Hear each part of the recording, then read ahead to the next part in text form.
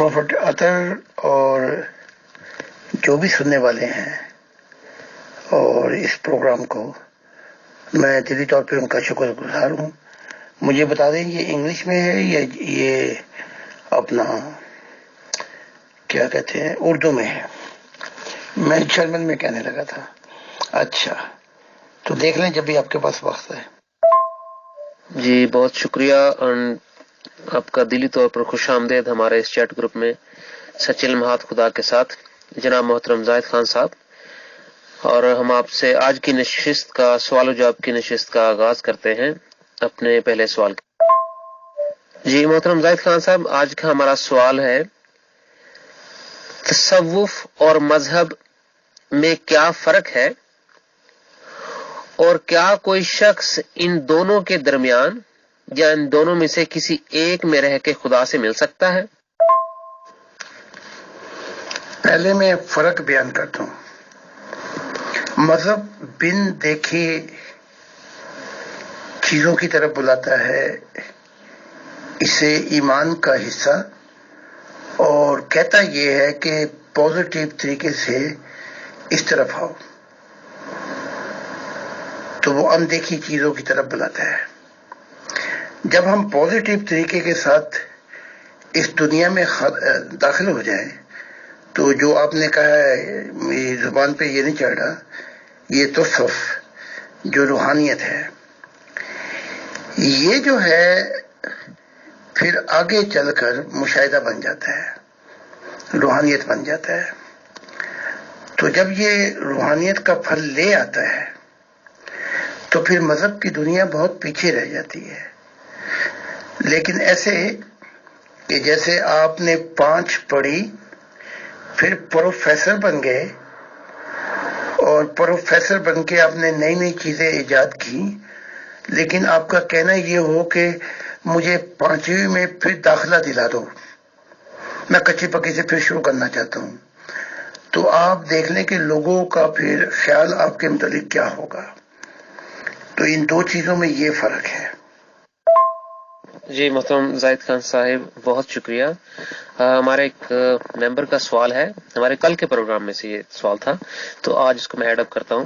ایک شخص جو کہ دل و جان سے چاہتا ہے کہ اسے آپ کی تعلیمات پڑھ کے یا جن تعلیمات پہ اس کا پہلے سے یقین تھا، وہ خود ایک مسلمان بیک گراؤنڈ سے تعلق رکھتے ہیں، تو ان کے دل میں خدا کی محبت جنم نہیں لیتی، نہ فطرتی طور پہ انہیں یہ محسوس ہوتا ہے، نہ وہ تعلیمات کو پڑھ کے ایسا محسوس کرتے ہیں کہ مجھے خدا کی ضرورت ہے، یا یوں کہہ لیں وہ کہتے ہیں میں نے خدا سے مل کے کیا کرنا ہے، بس وہ میری دعائیں پوری کرے.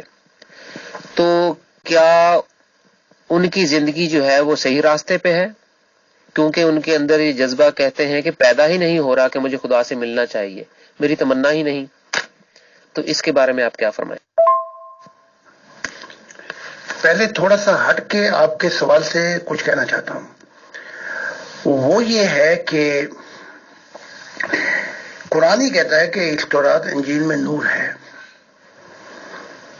تو اگر اس میں بھی نور ہے، قرآن میں بھی نور ہے، تو اب مسلمان جو ہیں وہ تورات کو پڑھتے ہیں تو کیڑے نکالنے کے لیے پڑھتے ہیں کہ غلطیاں نکالیں،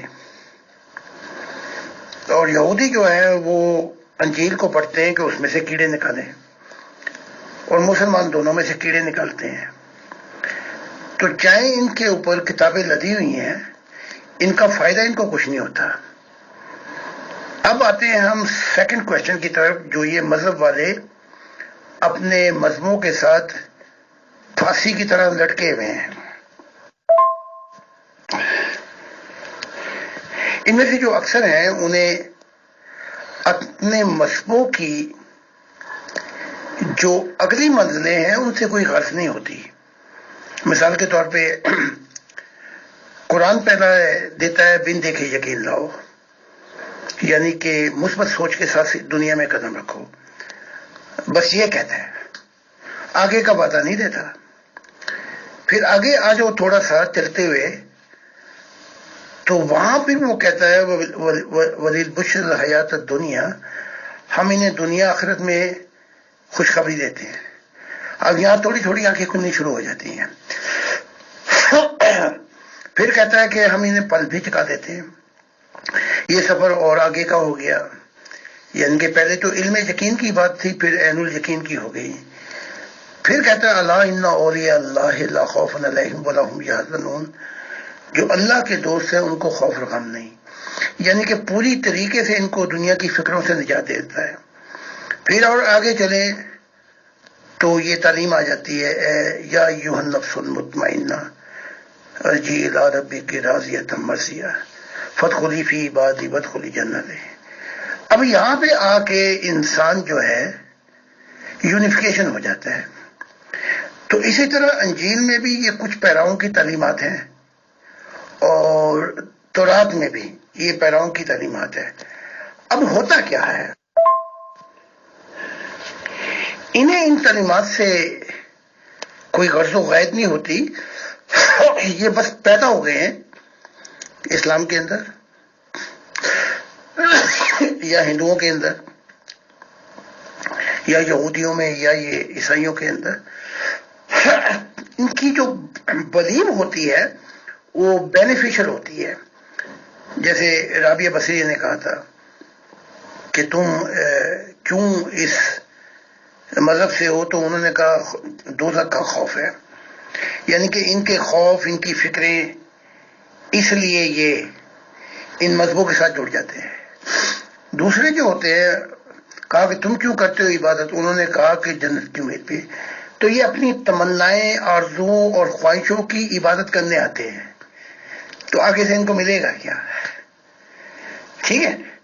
تو آتے بھی پرانی دنیا سے ہیں، چلے بھی پرانی دنیا میں جاتے ہیں. تو یہ ٹریڈیشنل مذہب جو ہے ان کا پانی پھر گندا ہو جاتا ہے، خراب ہو جاتا ہے. اب خدا کیا کہہ رہے ہیں؟ ہر وقت میں خدا آسانیاں پیدا کرتے جا رہے ہیں. اتنی آسانیاں کہ کوئی دیکھیں نا. اب ایک گولڈن برج ہے یہ امریکہ کے اندر، بہت ہی بڑا برج ہے. تو جب وہ بنا تو اتنی آسانی ہو گئی، بہت جلدی اس پہ سے گزر کر، مطلب کافی وقت لگتا تھا دوسری طرف جانے کے لیے. تو ان کے لیے گولڈن برج ہے. یہ منہ میں یعنی کہ شہد کا چمچہ دے کے پیدا ہوئے ہیں. انہیں کوئی قدر و قیمت نہیں ہے. اس لیے تو وہ کہا گیا تھا کہ تم نے مذہب قبول کیا، ایمان تو تمہارے اندر سے گزرا بھی نہیں. کیونکہ ان کی تلاش اور جستجو نہیں ہوتی. تو جب ان کی تلاش اور جستجو نہیں ہوتی تو وہ آگے سے جو کھڑکیاں وہ بھی نہیں کھلتی ان کے لیے. تو یہ ایک بڑا لمبا مضمون ہے، اس کے لیے باقاعدہ ایک لیکچر چاہیے، بہرحال مختصر یہاں پہ بیان کر دی. دیکھیں نا، اب یہ اپنی مذہب کی کچی پکی نہیں جانتے علی پہ. تو اب ان کو اس لیے ان کی کتابیں تو منسوخ ہو گئی. آسانی میں پیدا کر رہا ہوں تاکہ اس تعلیمات کو جانتے ہوئے پھر یہ آگے میٹرک کالج یا پھر یونیورسٹی میں آ جائیں. کیونکہ اب خدا یونیورسل لیول پہ انتہائی قریب آ گیا ہے. تو انہوں نے اپنی کتابیں نہیں پڑھی تو ہماری کتابیں کیا پڑھیں گے؟ بس جو سنی سنائی قصے کہانیاں ہیں ان کو مان کے ہمارے قتل کے در پہ ہو جاتے ہیں، ہماری مخالفت کرتے ہیں. جی محترم زاہد خان صاحب، آپ کی اس مفصل جواب کا بہت شکریہ. ایک اور ہمارے محترم نے سوال بھیجا ہے، بہت ہی آسان سا سوال ہے کہ دوزخ اور جنت، جہنم اور جنت کا کیا کانسیپٹ ہے آپ کی تعلیمات کے مطابق؟ اگر کوئی شخص اپنی زندگی بھر کے گناہ کر چکا ہے اور اب آپ کی تعلیمات پہ چلنا چاہتا ہے، خدا سے ملنا چاہتا ہے، تو وہ دراصل ایک بڑی ہی گناہ گاری کی زندگی جی کر آیا ہے، اس پہ وہ نادم ہے، تو اس کا کیا آخرت میں وہی مقام ہوگا جو اس میں زندگی بھر وہ کرتا رہا ہے، یا آپ کی تعلیمات میں آنے کے بعد اس کے سارے گناہ معاف ہو جائیں گے اور پھر وہ ایک نیک انسان بن جائے گا؟ تو اس میں محترم کا بڑا سادہ سا سوال ہے، اس پہ ذرا وضاحت فرمائیے گا. شکریہ. پہلے آپ دوزخ اور جنت کے کانسیپٹ کو سمجھ لیں. وہ یہ ہے، اندھیروں سے نور کی طرف. اس لیے ہندو میں جو گرو کہا گیا نا وہ بھی یہی ہے، گو اندھیروں، گو روح، یعنی کہ صبح کی طرف، روشنی کی طرف. اب یہ جو بیج جو ہے یہ دوست کے جنت ہے، اس کا جو بیج ہے وہ انسان خود ہی ڈالتا ہے اور پھر اس سے سفر شروع کر دیتا ہے. تو روح کے اندر جب اندھیرے آتے ہیں تو یہ انسان کے اپنے غلط قدم ہوتے ہیں جن کی طرف وہ برائی کی طرف جب سفر کر رہا ہوتا ہے تو پھر وہ جو اندھیرے ہیں وہ روح میں آتے ہیں. تو یہیں سے فیصلہ ہو گیا کہ اس کی روح کہاں پہ جائے گی. یا دنیائی فکروں سے ہٹ کر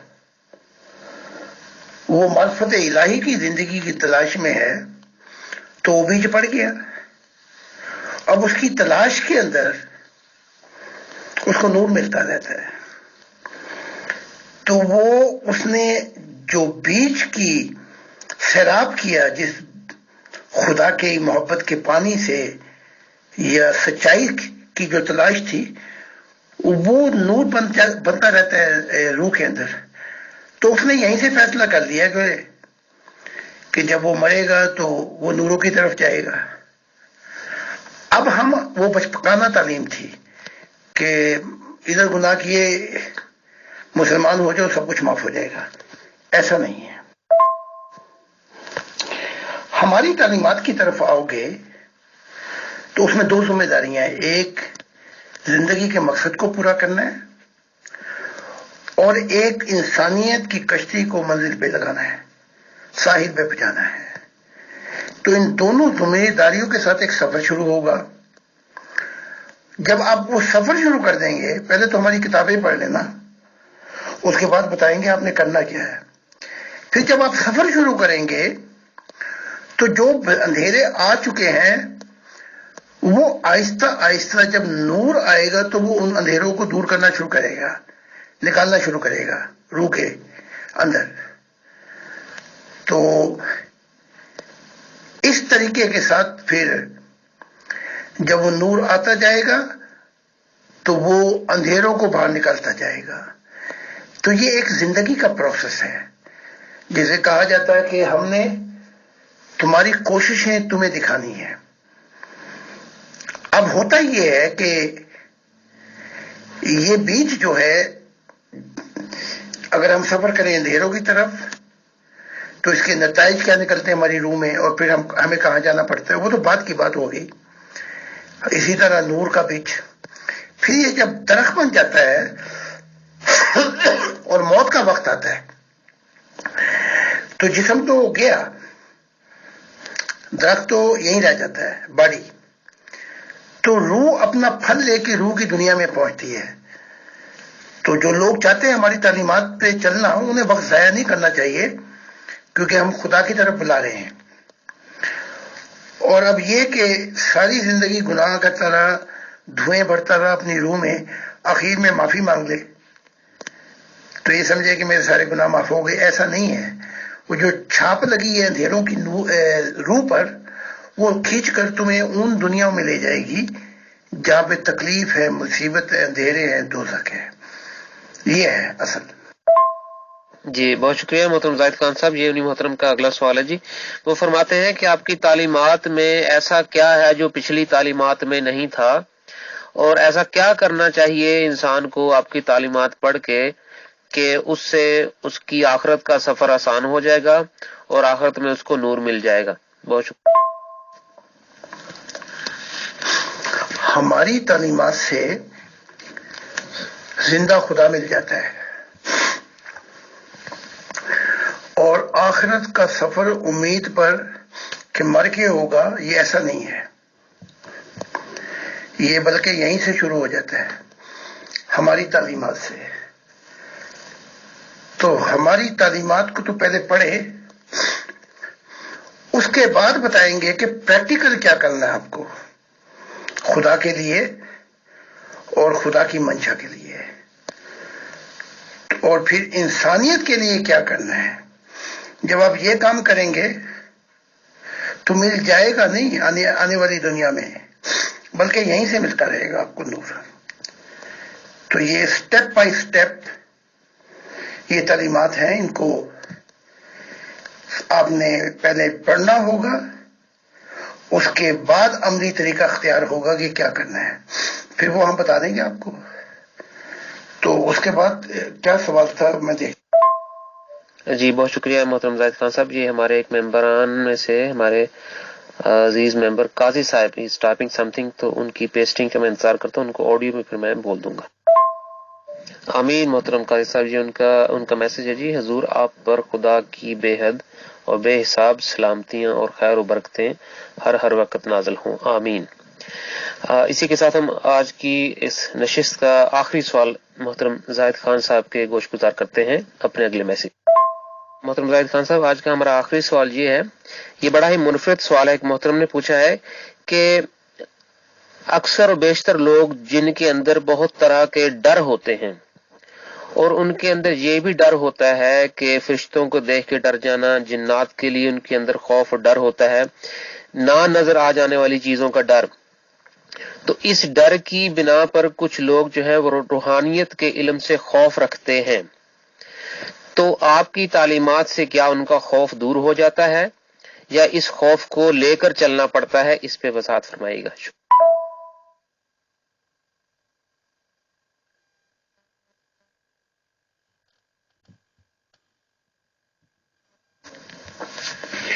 پہلے تو میں ان صاحب کا شکریہ ادا کرتا ہوں جنہوں نے دعا دی ہے. اگر آج کی سائنس دیکھی جائے 21ویں سینچری کی، تو وہ بھی یہی بتاتی ہے کہ جتنی بیماریاں یا دکھ تکلیفیں یا خوف ہے انسان کو، یہ جب وجود میں آتا ہے جب انسان پہ سٹریس طاری ہو جائے. یعنی کہ اچھا اس کا علاج کیا ہے؟ یہ جو سٹریس، یہ جو ساری جیسے بتایا ڈر اور خوف یہ مصیبتیں ہوتی ہیں، پھر اس سے انسان جو ہے بیمار بھی ہو جاتا ہے اور اس کو بہت سے مرض بھی لاحق ہو جاتے ہیں، اور پھر اس کی دنیا بھی بڑی محدود ہو جاتی ہے. اچھا اس کا علاج کیا ہے؟ اس کا علاج جو ہے، پہلے ہم اس کا وہ واقعہ پیش کرتے ہیں تاکہ بات سمجھ میں.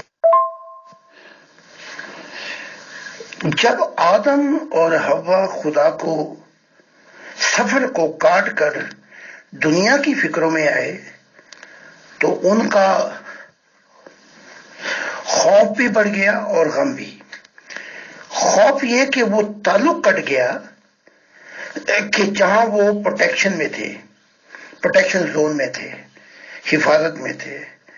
غم اس لیے ہوا کہ پھر کبھی میں اس اپنی منزل کو دوبارہ شروع کر سکوں گا کہ نہیں کر سکوں گا. تو خدا کی طرف جب ہم صبر کریں گے تو یہاں دو چیزوں کی گارنٹی مل جائے گی. خوف اور غم آپ سے دور ہوتے جائیں گے، اور نور کی دنیا جو آپ کو سکون، آپ کو حفاظت میں لے لے گی، وہ آپ کے گرد چھاتی جائے گی.